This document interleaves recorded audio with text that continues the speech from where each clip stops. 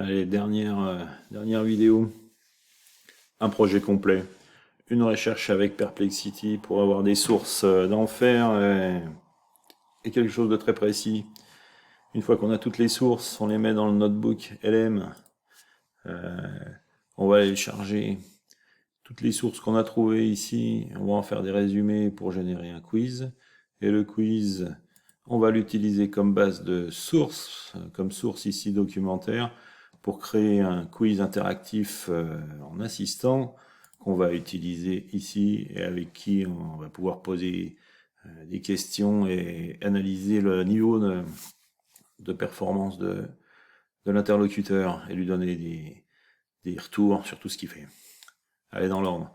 Perplexity, j'ai tapé ostéologie humaine, liste de tous les os avec leurs caractéristiques. Alors, Perplexity, c'est un moteur de recherche en intelligence artificielle parce que vous pouvez continuer à reposer des questions derrière par rapport à Google qui fait du one-shot. Vous mettez quelque chose, il cherche et vous donne une seule réponse. Là, vous pouvez discuter longtemps. Il va vous donner... alors, le résumé est super rapide de tout ce qu'il a fait. Il fait une synthèse de toutes les sources qu'il a trouvées ici. Les sources, vous pouvez les avoir ici. Alors, elles peuvent être des sites internet. Vous avez vu des images ou des tas de choses différentes. Des vidéos, voilà, des PDF, tout ce que vous voulez. Vous pouvez cibler exactement votre demande. Ce qui est intéressant, c'est que là, vous pouvez demander plus de sources, il va vous en ressortir, il va vous rechercher des images, des vidéos, générer des images.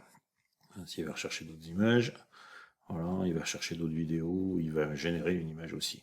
Il va vous relancer aussi dans la discussion, éventuellement, si vous voulez avoir des précisions supplémentaires. Bon, ce qui m'intéresse surtout là, c'était les liens qui sont ici. Alors, le lien de Wikipédia ici, si je clique sur le lien ici, là, il vous envoie directement sur le site où il a trouvé l'information. Donc, vous pouvez vérifier la fiabilité du site, les bêtises qui sont racontées ou pas.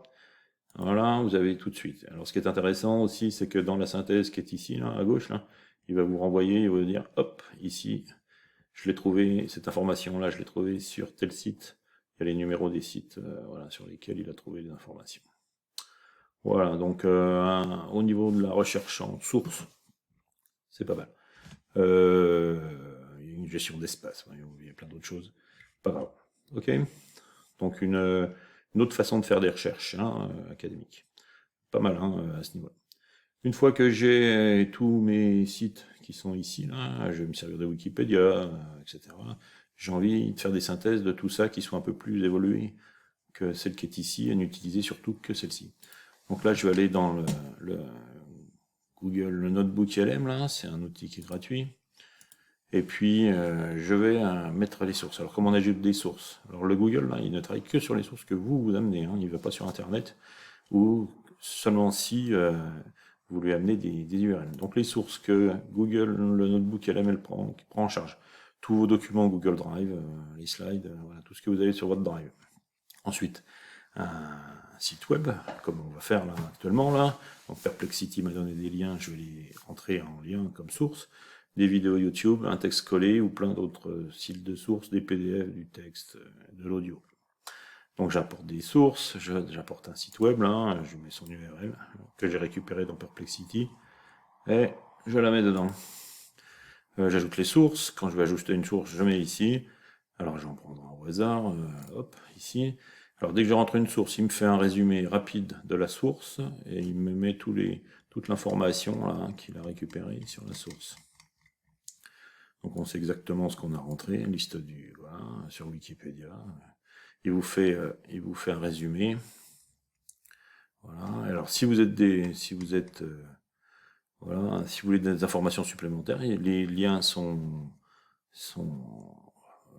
cliquable ici, vous allez aller sur le site, vous récupérez l'URL et vous la remettez en source. Donc au bout d'un moment, vous vous retrouvez, je crois qu'au maximum, on peut en mettre 50 sources différentes. Donc là, c'est tout ce qui est récupérer des sources. On peut les décocher ou les cocher en fonction de celles qu'on veut utiliser. Au centre, ici, on a un résumé des 10 sources qui sont ici. Donc là, on a toutes les sources, et là, on a une discussion sur les 10 qui sont ici. Si je veux discuter qu'avec 9, j'en enlève une. et je n'occupe que les 9.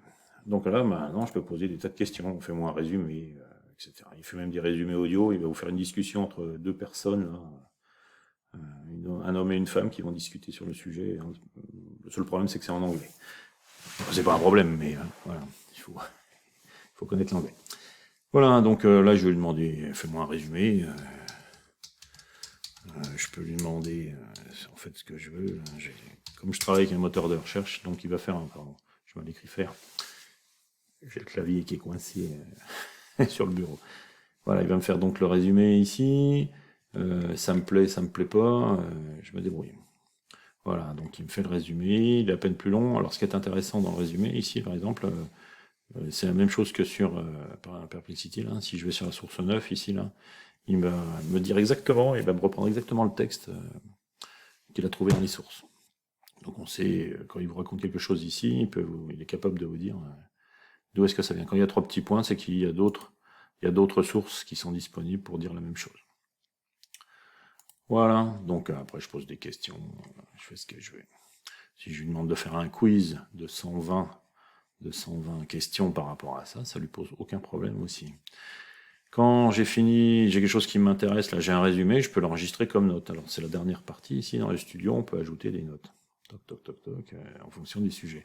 J'ai fait une recherche qui commence à devenir intéressante, j'ai bien développé les sujets qui m'intéressent, je le sauvegarde dans une note.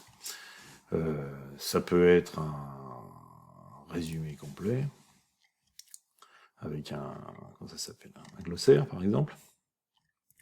Voilà, avec des questions, des guides d'études, décrivez, etc. Le corrigé du quiz, des questions d'essai, expliquer différentes pathologies, etc. Voilà. Et puis un glossaire. Voilà. Par exemple, le style de notes qu'on peut produire à partir de ces 10 sources. Ce qui nous intéresse surtout, hein, je vais demander de faire un quiz de 120 questions, avec 40 questions par niveau, des niveaux faciles, un niveau intermédiaire, un niveau difficile. Voilà, vous voyez, il me génère tout de suite, il me met les réponses en gras. Voilà, c'est pas un problème de poser 120 questions avec 206 os. Voilà.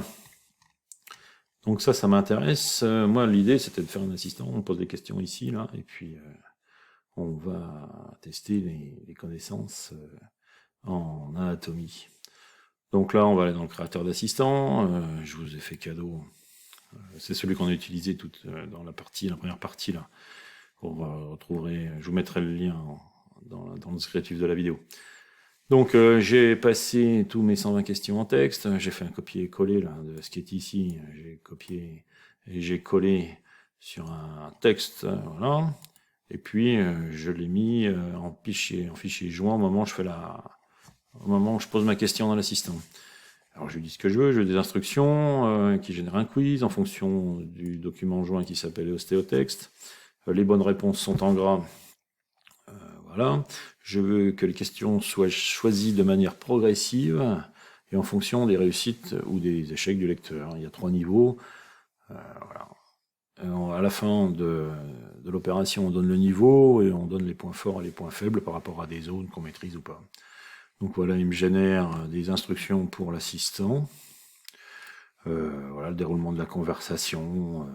Il faut éviter les commentaires, il faut encourager à aller chercher d'autres choses. Un exemple d'interaction.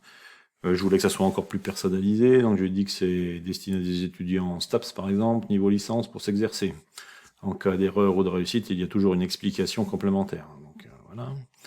Si on se trompe ou si on réussit, on relance, on en profite pour relancer avec un petit truc en plus. Voilà. Donc voilà, il est conçu pour aider les étudiants, qui a focus sur le squelette humain, il génère des quiz interactifs avec des niveaux de difficulté progressifs, facile, moyen, difficile, et fournit des explications pédagogiques pour chaque réponse, incorrecte ou correcte. Donc le quiz, des explications, le suivi des performances, un feedback tout de suite, donc question par question, et on enchaîne. Je présente le quiz, je mets le questionnaire, une question à la fois, une explication détaillée après chaque réponse. Voilà, pour fermer, on fait la synthèse, on lui dit t'es très fort sur les membres supérieurs et pas bon sur les membres inférieurs. Voilà, ce qui lui permettra d'aller rechercher la prochaine fois qu'il s'entraînera autre chose. La structure des questions, le format, les bonnes pratiques, voilà, la progression logique, la motivation, l'adaptation au public. le rapport final, des descriptions, voilà. Un exemple d'interaction, parce que ça fonctionne très bien en analogie. Je reprends tout ça, j'ai fini de générer mes instructions pour le quiz, je récupère toute cette partie-là. Et puis allez, on va le faire dans ChatGPT, CTRL-C. Dernier, je me mets dans le créateur d'assistant de ChatGPT. Alors ça, c'est que la formule payante, mais ce que je suis en train de vous faire, là, vous le faites sur Mistral ou Gameface, c'est la même chose. C'est pour ça que je ne rentre pas dans les détails forcément des interfaces, parce que ça évolue tellement vite, et puis voilà, essayer de comprendre la démarche. Donc toujours un titre, un descriptif, j'en ai même pas mis, puis là je colle toutes les descriptions que j'ai mis. Voilà, ok. Un petit, allons-y, on met en fichier joint le fichier ostéotexte, donc il faut qu'il aille taper dedans pour poser les questions. J'ai mis qu'il peut éventuellement aller chercher sur le web, mais on pourrait le décocher, c'est pas un problème si on veut vraiment utiliser que ça. Le canevas, ça sert à rien, et puis l'interprétateur de code, c'est pour faire les synthèses à la fin, nombre de trucs réussis, voilà, etc., etc. Donc ici, là, j'ai mon quiz, il est prêt, il a été mis à jour, allons-y. Donc voilà, il va fonctionner comme ça, donc il va taper dans la base de questions, 220 questions, et il vous explique comment ça marche. Alors, soit il vous pose des questions par un moyen difficile pour savoir, moi je peux lui demander membre supérieur, facile, voilà, pour cibler à l'endroit où je veux travailler. Voilà, et il va me poser des questions sur le Mérus. Voilà. Et puis on met oui, non. Et puis si je mets alors l'huméris, l'avant-bras, du bras ou de la jambe. Voilà, la question. On va dire le bras par exemple. Voilà. Il va me donner la réponse. Et puis il va me dire l'huméris c'est l'os du bras. Il s'attend de la bonne réponse. Et puis alors la différence de celui que j'avais fait au départ, là, il en remet un petit peu derrière. Il va de l'épaule, voilà, il s'articule avec le radius. Explication complémentaire, voilà, etc., etc. Et on passe à la question suivante. Comment s'appelle l'avant-bras du côté du pouce? Alors vous avez vu, hein, si ça répond juste facile, il va la tendance à compliquer un petit peu. Et voilà, et puis vous faites des interactions, vous posez, il s'arrête jamais. Voilà, et puis à la fin, quand vous en avez marre d'avoir répondu à 200 questions, il vous dit, ben, vous avez répondu, vous avez 25 bonnes réponses sur 40 questions, vous êtes super fort dans les os du crâne et nul dans les os du pied. Donc la prochaine fois, quand vous reprendrez les tests, au lieu de demander un membre supérieur facile, ben vous avez os du pied facile, et puis on reprend à 0.